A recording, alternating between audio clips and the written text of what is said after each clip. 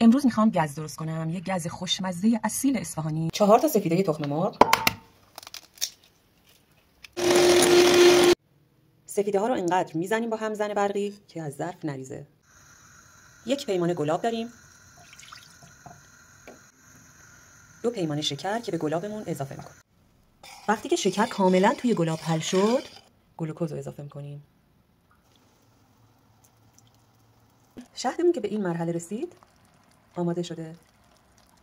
حالا 2 قاشق از شهد رو به سفیده تخم مرغ اضافه میکنیم تا همدما بشن و با همزن میزنیم بازم. و بعد کل سفیده تخم مرغ رو به شهد اضافه میکنیم و بازم با همزن میزنیم.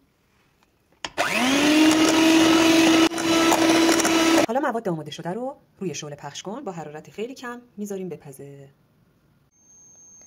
تو فاصله‌ای که گزمون آماده میشه، بادومایی رو که از قبل شکستیم تفت میدیم.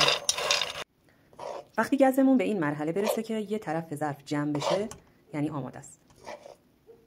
اگر زودتر برش دارین، گزتون شل میشه. تو این مرحله بادومایی رو که تفت داده بودیم و خرد کردیم بهش اضافه میکنیم. به این صورت کف ظرف میخوابونیم، آرد پاشی میکنیم و میره تو یخچال که خنک بشه.